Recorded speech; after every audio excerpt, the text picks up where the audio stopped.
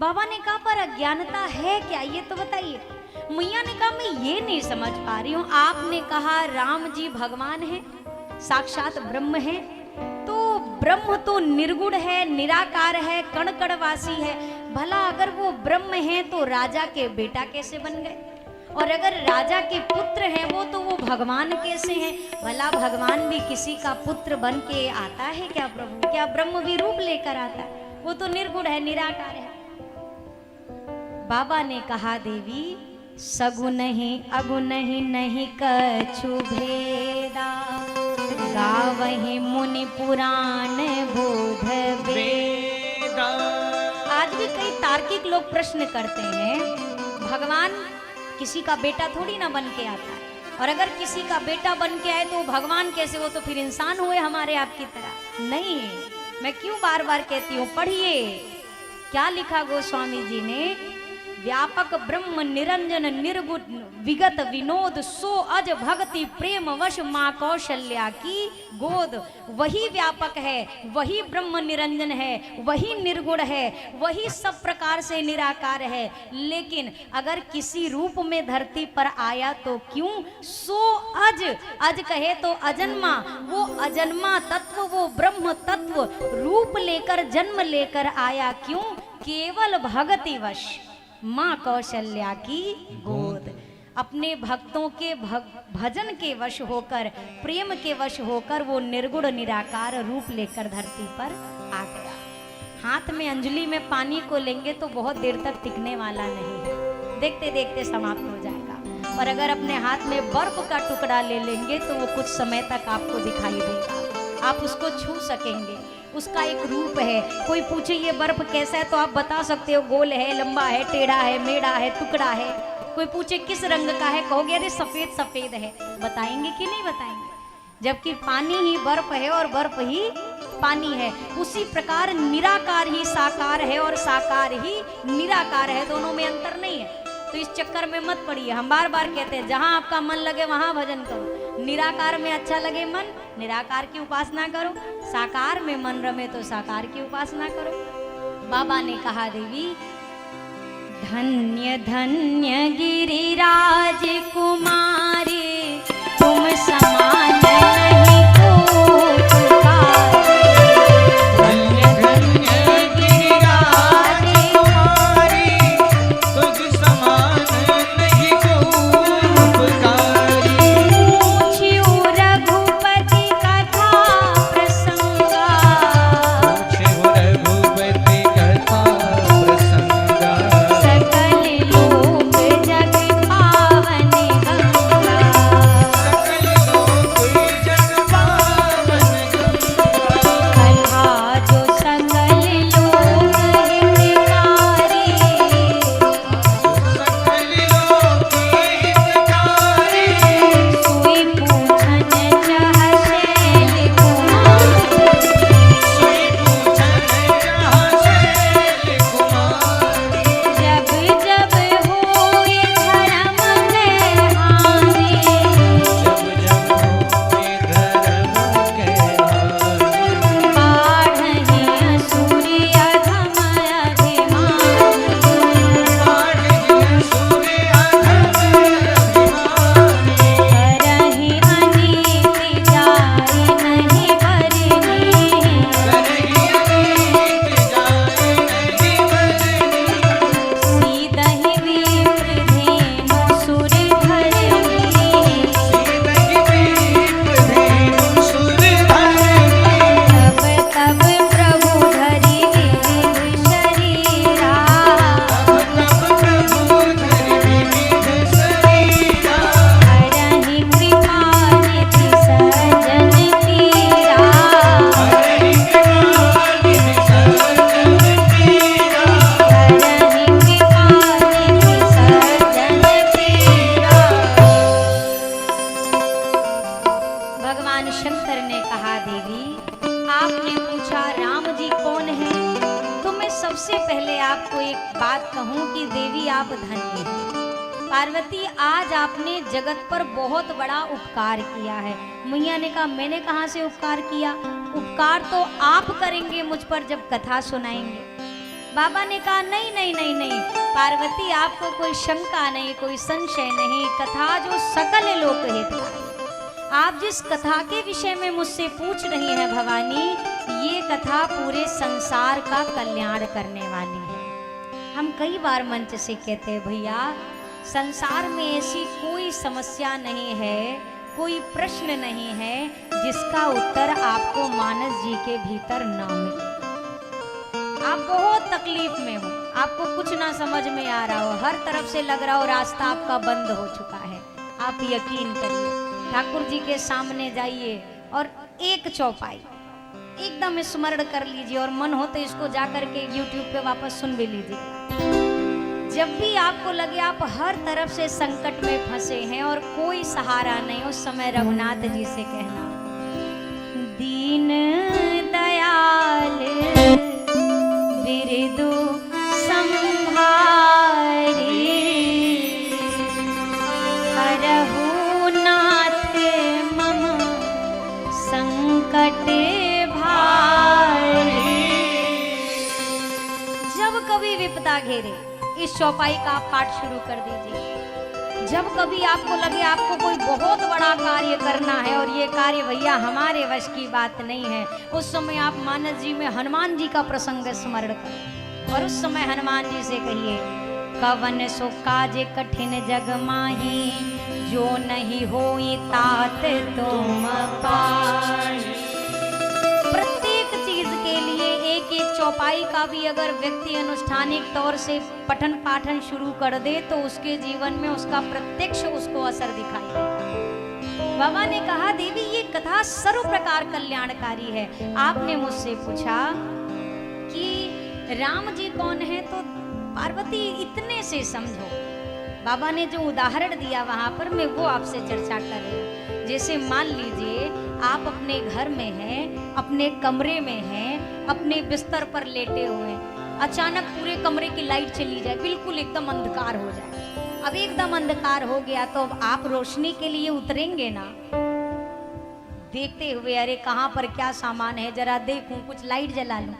और जैसे आप अपने पलंग से पैर नीचे उतारो, आपके पाँव के नीचे मोटी सी रस्सी आ जाए। अब अंधेरे में पाँव के नीचे क्या आया है,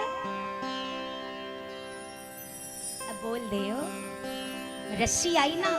अच्छा, दिखाई कुछ नहीं पड़ रहा है, बस आपको महसूस हुआ कि पैर के नीचे कछू तो गोल गोल मुलायम सा है।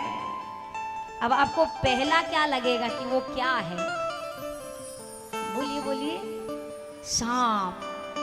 जबकि आपको दिखाई थोड़ी ना दिया है, अंदाजा पहला क्या आएगा, सांप है। आप झट से पांव ऊपर कर लेंगे, करेंगे ना। और जैसे पांव आप ऊपर करके अभी डरे ही थे तब तक लाइट आ जाए, अब आप क्या कहेंगे, अरे ये तो रस्सी है, सांप थोड़ी ना। बाबा ने कहा, देवी झूठे हो सत्य जाहि बिनु जाने, जिमि भुजंग बिनु रज पहचान।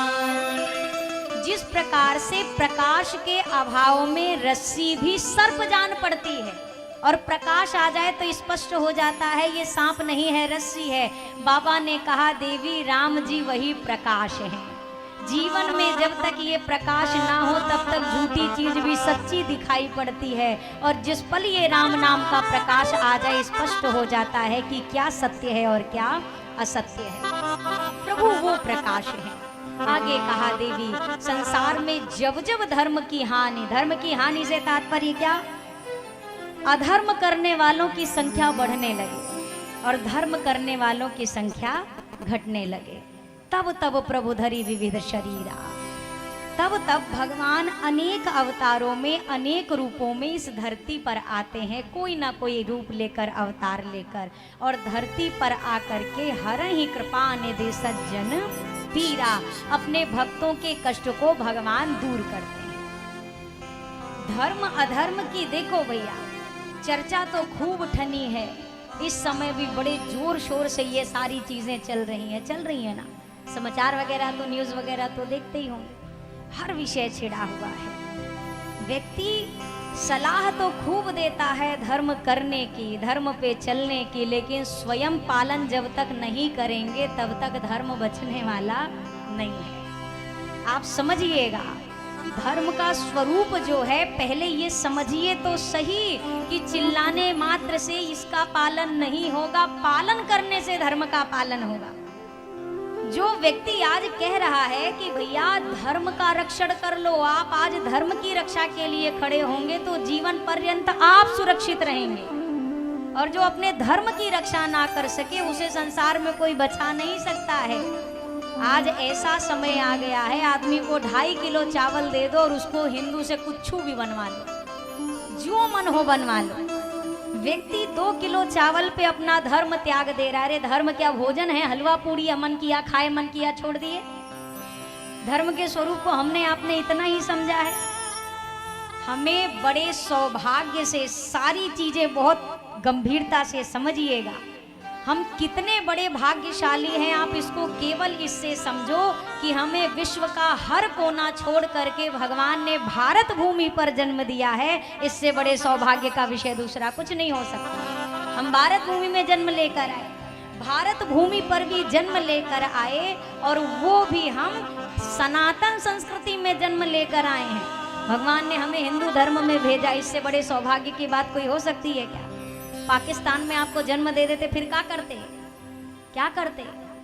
वहां पे आप कितने भी प्रयास कर लो, वहां अपने आप को बचाना मुश्किल है। पूजा पाठ की तो छोड़ दीजिए, वहां जो हिंदू है ना उसको भी धर्म बदल के जीना पड़ता है। नहीं जिएगा तो भगा दिया जाएगा, जैसे कश्मीरी पंडित भगाएगा अपने धर्म के रक्षण के लिए। और बात समझिएगा, हमारे ठाकुर जी, हमारे ग्रंथ, हमारे संत सब एक बात कहते हैं, भैया अपने धर्म के रक्षण के लिए आपको स्वयं खड़ा होना है, कोई और आने वाला नहीं, कोई नहीं। जब जब होई धर्म के हानि, बाढ़ असुर अधम अभिमान।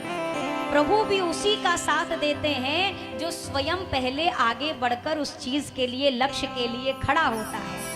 और एक हाथ जोड़कर प्रार्थना करूं, अब प्रसंग उठा है तो निवेदन कर दूं कि अपने आप को जातियों में बांटना छोड़ दीजिए, बिल्कुल मत बांटिए। मैं ये हूं, मैं ब्राह्मण हूं, मैं क्षत्रिय हूं। आपने अभी बहुत एकदम हाल ही की घटना है, 22 तारीख की, आपने सुनी है न्यूज में? अभी एक घटना सुनी है, पहलगाम में गोली चली, आपने सुनी है घटना? सुनी नहीं है तो सुनिए, सुनिए। व्यक्ति तब तक पड़ोसी निश्चिंत बैठता है जब तक आग उसके बगल के घर में लगी है। वो तब सचेत होता है जब वो आग हमारे घर तक चली आती है। पर अब पछताए होत क्या जब चिड़िया चुग गई खेत। वहां पर जिनको मारा गया ना भैया, उनसे ये नहीं पूछा आप ब्राह्मण हैं कि क्षत्रिय हैं कि वैश्य हैं कि दलित हैं, आप कौन हैं।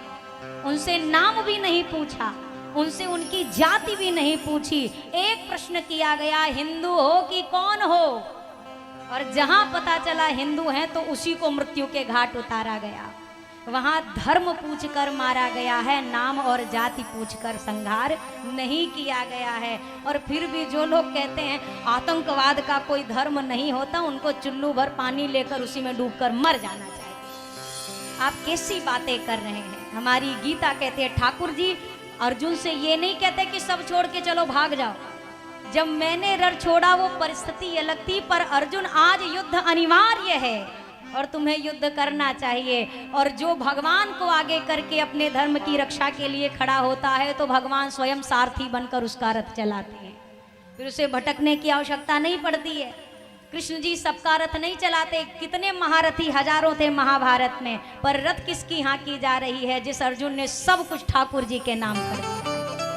देवी भगवान आए, राम जी के जन्म के अनेक कारण हैं पार्वती, उनमें से जो मुख्य 5 कारण हैं मैं उसकी चर्चा करता हूँ। राम जन्म कहे तू अनेका, परम विचित्र एक तेका। राम जन्म कहे तू अनेका, परम विचित्र एक तेका। जन्म एक दुई कहाओ बखाने, सावधान सुनो सुमति भवानी।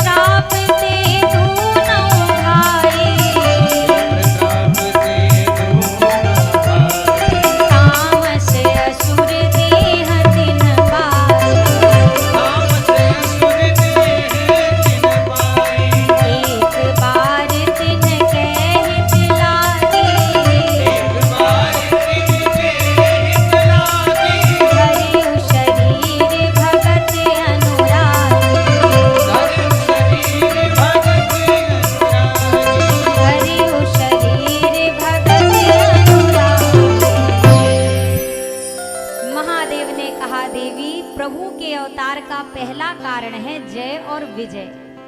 ये दोनों भाई भगवान विष्णु के परम पुनीत धाम वैकुंठ के द्वारपाल हैं। द्वारपाल समझ लेना, जो द्वार पे ही बिल्कुल खड़े होते हैं, ये द्वारपाल हैं वैकुंठ के। पर इनसे एक चूक हुई भवानी। एक बार सनकादिक मुनि भगवान विष्णु के दर्शन करने के लिए आए। जय और विजय ने उनको द्वार पर ही रोक दिया, उन्हें भीतर दर्शन के लिए नहीं जाने दिया। मैया ने पूछा पर ऐसा क्यों किया उन्होंने? बाबा ने कहा देवी इसलिए क्योंकि जय विजय को इस बात का अभिमान हो गया है कि हम तो वैकुंठ के द्वारपाल हैं।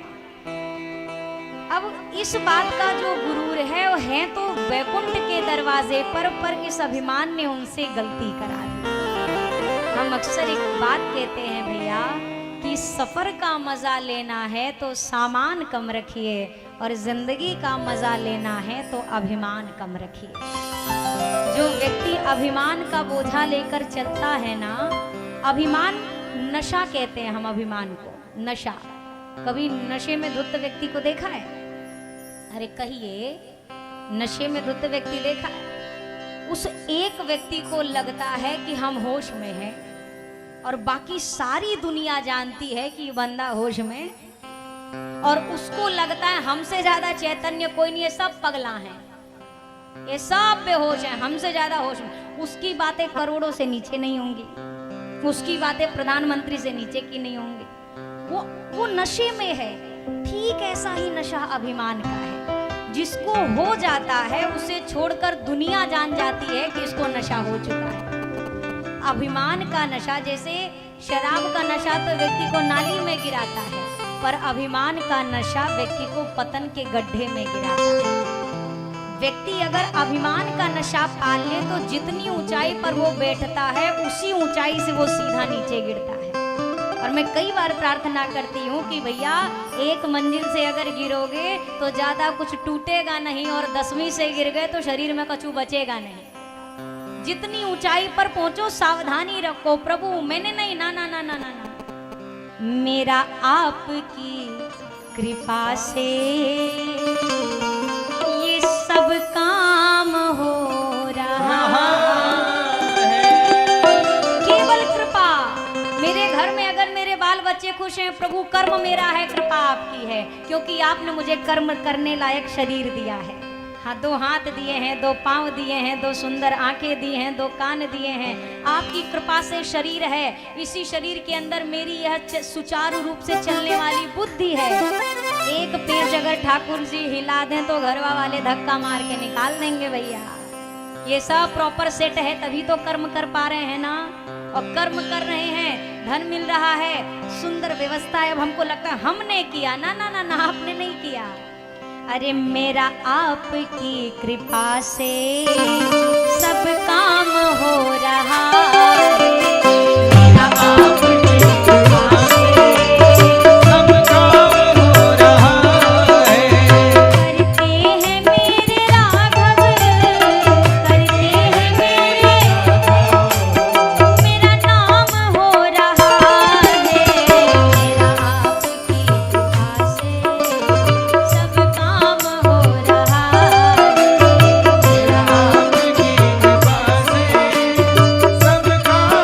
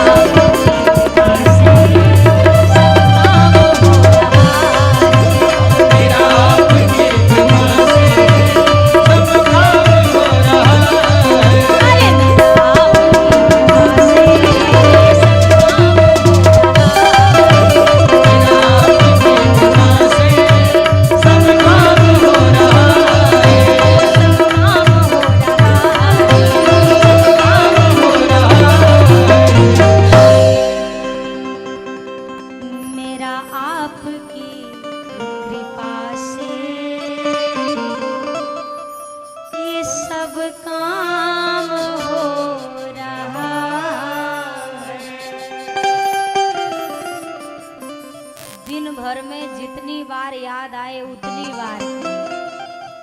बार कहिए।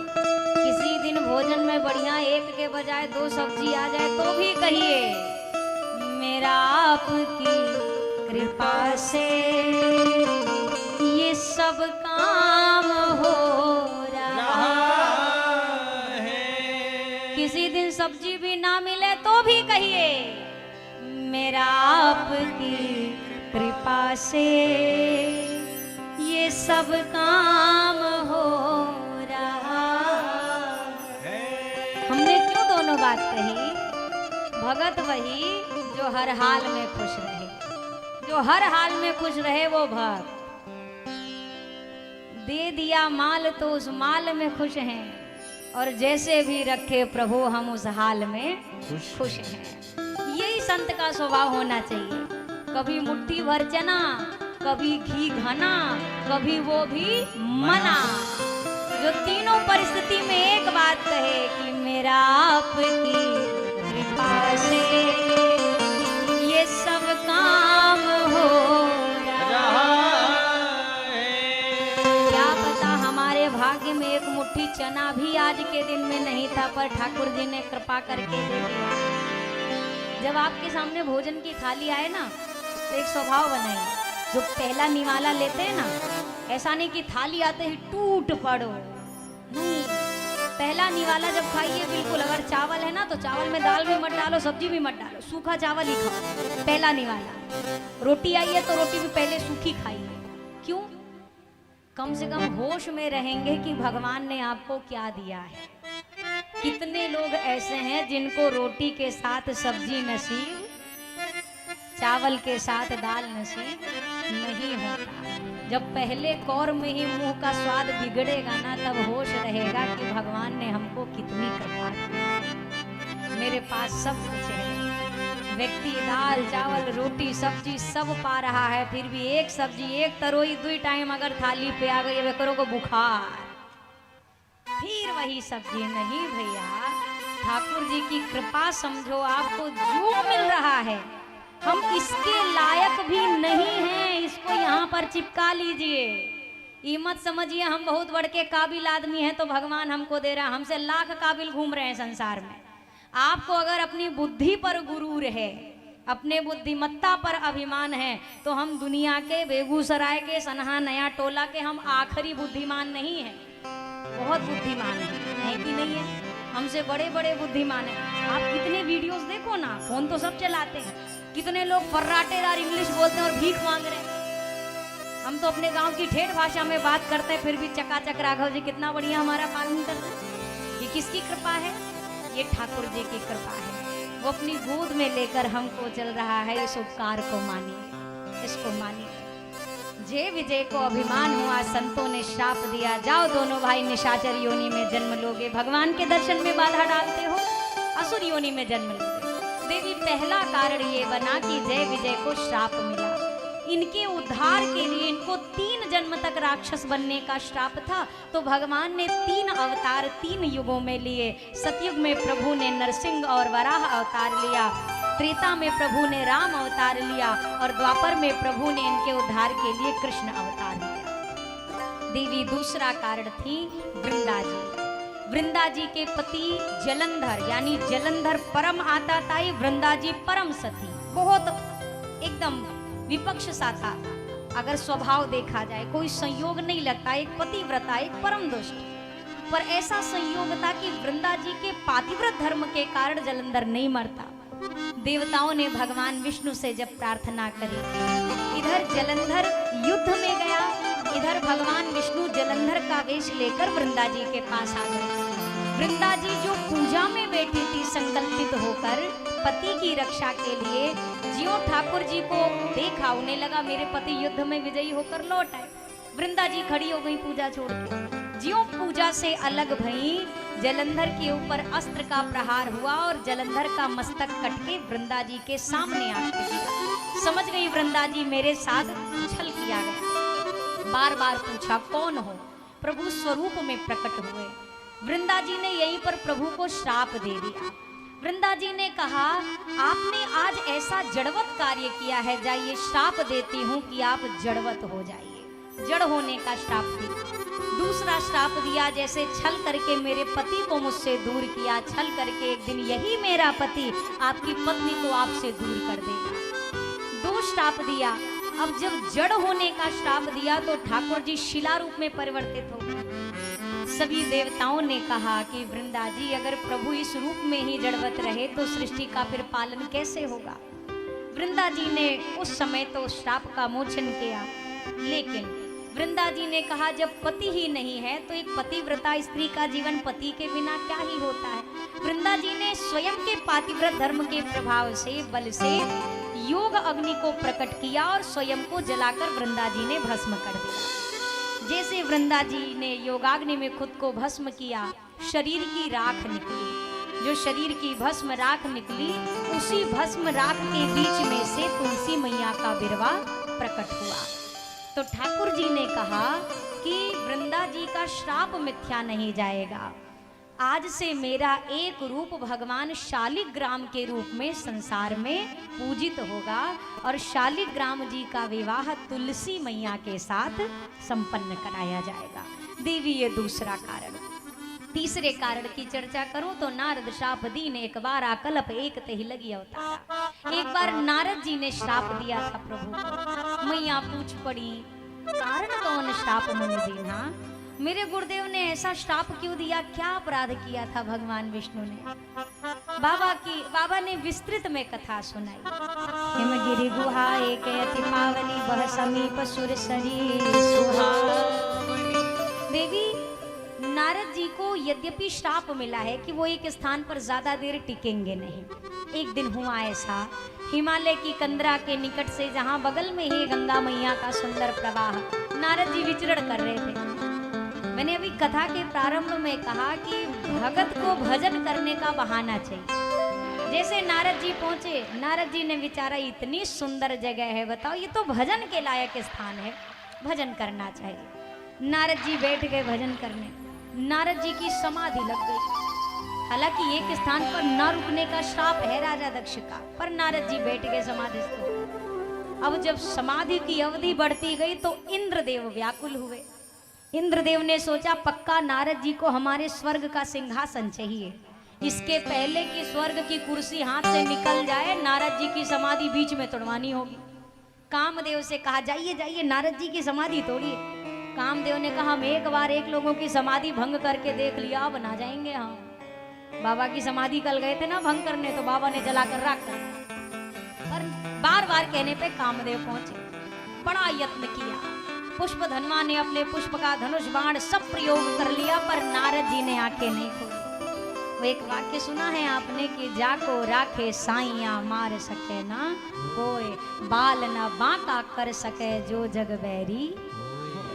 भगवान जिसको बचाने पे आए उसे कोई मार नहीं सकता, और जिसको मारने पे आए उसे संसार में कोई बचा नहीं सकता। नारद जी का रक्षण तो भगवान का भजन कर रहा था, और नारद जी को लगा क्या, कामदेव ने जैसे देखा बाबा की समाधि ना खुलवा पाएंगे हम, तुरंत माला ले ली हाथ में और नारद जी की जय जयकार करते पहुंच गए। माला पहनाई। वाह देवर्षि वाह, कितनी उच्च कोटि की साधना है आपकी। अरे मैं तो वो कामदेव हूँ जिसने भगवान शंकर की भी समाधि में विघ्न डाल दिया और आंखें खुलवा दी। धन्य है आपकी तपस्या, आपने आंखें तक नहीं खोली। खूब बड़ाई करी, खूब प्रशंसा करी। अब नारद जी के मन में भी ये बात बैठ गई कि बात तो सही कह रहा है कामदेव, हमारी तपस्या में इतना बल है कि हम बताओ कामदेव को आज हमने हरा दिया, हम काम विजेता बन गए, भगवान शंकर से भी आगे हम आज निकल गए अपनी तपस्या के बल से। अब यहीं पर नारद जी के मन में अभिमान का बीज अंकुरित हो गया, गर्व का बीज। नारद जी महाराज सीधा भगवान शंकर के पास पहुंचे। अरे जिससे आगे निकले हैं जरा उनसे भी मुलाकात करी जाए। बाबा के पास पहुंचे, बाबा से सारी बात बताई। आपको पता है महादेव, कामदेव आया था हमारी समाधि खुलवाने, अरे मजाल है हमारी समाधि खुलवा सके, इतने यत्न किया अंत में हार गया। बाबा से कहा आपने तो कामदेव पर क्रोध भी किया था, हमने तो क्रोध भी नहीं किया। काम विजयी क्रोध विजयी, लोभ विजयी, कोई मोह लोभ नहीं है हमारे अंदर स्वर्ग का, हर प्रकार से हम आगे। बाबा ने कहा देवर्षि, ये जितनी कथा आपने हमको सुनाई है, हम हाथ जोड़ के प्रार्थना कर रहे हैं, भगवान विष्णु से ये कथा मत सुनाइएगा।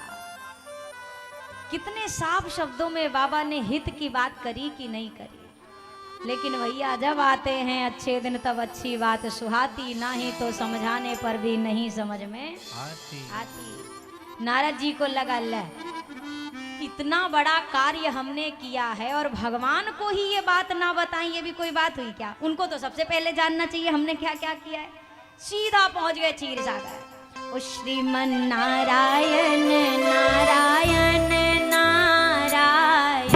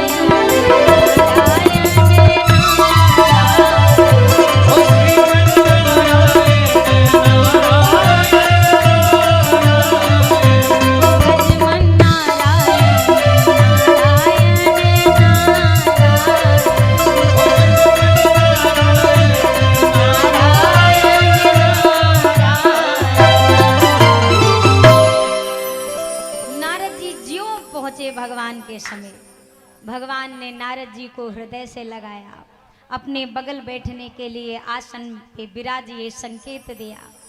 नारद जी को ज्यों ये सारी चीजें दृश्यमान हुई, नारद जी को लगता है बताने की भी जरूरत नहीं, ठाकुर जी तक हमारा जो है ना वो कार्य पहुंच चुका है, हमारा जो हमने हासिल किया, जो हमने प्राप्त किया तपबल से। तब तक ठाकुर जी ने कहा, नारद जी इतने दिन बाद आपने बहुत दिनन कीन्ही मुनि दाया। अच्छा, भक्त भगवान से कहे प्रभु आपने बहुत दिन बाद मुझ पर कृपा करी, ये बात समझ में उतरती है। और किसी दिन भगवान भक्त से कहे, अरे भक्त जी बहुत दिन बाद हम पर कृपा करी आपने, तो ये भगवान का व्यंग था जो नारद जी नहीं समझ पा रहे। ठाकुर जी कह रहे, नारद जी बड़े दिन बाद आपने दया करी आज। अब नारद जी को ये बात में सब हकीकत, अरे प्रभु क्या बताएं, हम तो तपस्या में थे, कैसे आते दर्शन करने। ठाकुर जी ने कहा, आपको तपस्या की क्या आवश्यकता। अरे प्रभु पूछिए मत क्या क्या हुआ, पूरा जितना कथा कहानी थी ठाकुर जी के सामने सुना कर रख दी। अब सोचिए, जिस पिता ने बच्चे को छोटा बड़ा से लेकर बीए तक पढ़ाया, बच्चा उसी के आगे ज्ञान बघारे, तो ये बात कहाँ तक अच्छी लगती है। नारद जी भगवान के सामने ही अपनी बड़ाई, अरे प्रभु हमने ऐसा किया, कामदेव हार गया। तो ठाकुर जी ने भी थोड़ी और प्रशंसा कर दी। ठाकुर जी ने कहा, अरे देवर्षि आपके तप की बात कर रहे हो, आप हैं इतने समर्थवान, आपको क्या काम हराएगा। ठाकुर जी की बात सुनी, नारद जी का अभिमान और बढ़ गया। नारद जी वहां से गए और ठाकुर जी बैठे बैठे मुस्कुरा रहे। अब मैया लक्ष्मी ने कहा, सरकार नारद जी को तो इतना अभिमान हो गया, अब क्या करेंगे। ठाकुर जी ने कहा, भक्त के हृदय में अभिमान का जन्म हुआ है, तो अभिमान को काटने के लिए कुछ तो तैयारी करनी पड़ेगी। तो बिरचे मगमहु नगर जही सतजो जन विस्तार, श्रीनिवास पुरते अधिक रचना विविध प्रकार। एक विशाल नगरी का प्रभु ने निर्माण किया अपनी माया से। शील निधि वहाँ का राजा, विश्व मोहिनी वहाँ की राजकुमारी, ये प्रभु की सब माया है, इसमें हकीकत कुछ भी नहीं, सब माया। नारद जी जैसे पहुंचे शील निधि के यहाँ, शील निधि ने कहा महाराज जरा बिटिया का भाग्य देख के बता दो, उसका स्वयंवर है। ज्यों विश्व मोहिनी को देखा, क्या नाम है, क्या नाम है, विश्व मोहिनी, जो पूरे विश्व को मोह ले अपने रूप माधुरी से, विश्व मोहिनी। अब नाम इतना सुंदर है तो कितनी सुंदर रही होगी जरा सोचिए, प्रभु की माया है। अब प्रभु की माया इतनी सुंदर लगती है, संसार में सब प्रभु की तो माया सुंदर नहीं लगती क्या। नारद जी ने ज्यों विश्व मोहिनी को देखा, अब नारद जी एक टक विश्व मोहिनी को देख रहे। शील निधि ने कहा महाराज हाथ भी देख ले और जरा बता दो का लिखा। अब नारद जी ने जो भी था कछुक बनाई भूप सनभागे। नारद जी सोच रहे इतनी सर्वगुण संपन्न कन्या को तो मेरे जैसा सर्वगुण संपन्न वर ही मिलना चाहिए, हमरे में कौन कमी है, क्यों ना हम ही विवाह कर ले।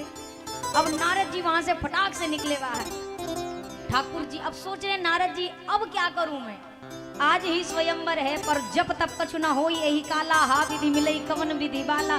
तपस्या करने के लिए समय नहीं है मेरे पास, नहीं तो पहले तपस्या करता, भगवान को प्रसन्न करता। तपस्या का समय नहीं है, कन्या को प्राप्त करना है, वो कैसे मिलेगी। अब नारद जी को याद आया, मोरे हित हरि सम नहीं को, भगवान के सिवा इस संसार में मेरा कोई दूसरा हितैषी नहीं है। यही अवसर सहाय सोई हो, वही मेरी सहायता करेंगे, और भगवान का ही तो सारा कार्यक्रम है ये। अब ठाकुर जी को याद किया, ठाकुर जी ऐसे तो हजारों वर्ष की तपस्या से भी ना मिले, और यहाँ नारद जी ने याद किया। ठाकुर जी हाँ जी कहिए नारद जी कैसे याद किया। अब नारद जी सोचे सीधा सीधा कैसे कह दें कि हमको ब्याह करना है, थोड़ा अटपटा भी लग रहा है। नारद जी कहे तो ठाकुर जी से नारायण, अरे प्रभु क्या करे, बड़ी आपकी कृपा है नाथ, ऐसा है वैसा है प्रभु। अब जैसे आपने जो भी आश्रम व्यवस्था बनाई है, पहले ब्रह्मचर्य फिर गृहस्थ फिर वानप्रस्थ फिर सन्यासी, प्रभु देखो हम यहाँ तक तो थे, बीच वाले हम अभी गृहस्थ आश्रम में नहीं प्रविष्ट हो पाए, ब्रह्मचर्य भी है हमारा सन्यास भी, और प्रभु हम ये सोच रहे एक बार गृहस्थ आश्रम में प्रवेश करके देखें। ठाकुर जी ने सोचा ले ये कल ही काम को हरा के आए थे और आज ही काम के फेरा में पड़ गए। अरे नारद जी बड़ा उत्तम विचार है, अवश्य आप जैसे गृहस्थी होंगे तभी तो योग्य संतान संसार को प्राप्त होगी और संसार में ज्ञान आगे बढ़ेगा, अवश्य विवाह करिए। तो आपने हमको काहे के लिए बुलाया। अच्छा हम समझ गए कन्या ढूंढने की जिम्मेदारी आप हमको देना चाहते हैं, अच्छा हम ढूंढ देंगे, सर्व गुण संपन्न कन्या ढूंढेंगे। नारद जी ने कहा ना ना ना ना, ढूंढना नहीं है, हम ढूंढ ढांड के बैठे हुए हैं। ढूंढ ली, कौन है, कहाँ की है, क्या नाम है। नारद जी ने कहा प्रभु शील निधि की कन्या है, विश्व मोहिनी नाम है, बड़ी सुंदर है। ठाकुर जी ने कहा बड़े सौभाग्यशाली है नारद जी, एक दिन में ही आपको इतनी सुंदर कन्या मिल गई, अब क्या चाहते हैं मुझसे। नारद जी ने कहा प्रभु आपन रूप देहु प्रभु मोहि, आन भांति नहीं पावहु। वो थोड़ा ज्यादा ही सुंदर है प्रभु, इतनी सुंदर है वो, और हमको थोड़ा सा अपने में लग नहीं रहा है कि वो हमारे घरे में माला डालेगी। तो आप सुंदर हैं, वो भी सुंदर है, वो विश्व मोहिनी है, आप विश्व मोहन हैं, ज्यादा नहीं, केवल आज भर के लिए अपना चेहरा उधारी में दे दो, ब्याह करके माला पहन के फटाक से लाके वापस कर देंगे। एक दिन के लिए अपना चेहरा उधार दे दो प्रभु, अपना रूप उधार दे दो। अब ठाकुर जी चक्कर में पड़े, ब्याह करने वाले बहुत देखे, कोई घोड़ा मांगे, कोई हाथी मांगे, कोई वस्त्र मांगे, आभूषण मांगे।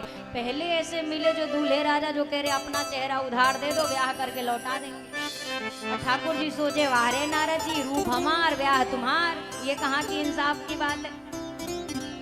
ठाकुर जी सोच रहे हैं क्या करूं, सुंदर बना दूं। जिस हिसाब से नारद जी दैन्यता से मांग रहे हैं ना, मेरा मन नहीं करता नारद जी की बात काटूं, सुंदर बना दूं क्या। अब ठाकुर जी सोच विमर्श में लगे, तब तक नारद जी बोल पड़े, हो सरकार जेहि विधिनाथ होई हित मोरा, करहु सो बेगी दास में तोरा। हम लोग लोग अपने जिंदगी में 1000 गलती करते हैं, 1000 में भी हमने एक आध जीरो कम ही किया होगा और करते हैं। एक बात कहूँ, हम मनुष्य हैं, गलती करना हमारा स्वभाव है। पर आप जब भगवान के सामने जाओ ना, इस चौपाई को अपनी जिह्वा पर बिठा कर रखो, प्रभु मुझे मेरा हित अनहित नहीं पता पर तुम्हें सब पता है। मैं जो कहूँ वो मत करना, जिसमें मेरा हित हो सरकार मेरे लिए वो करना।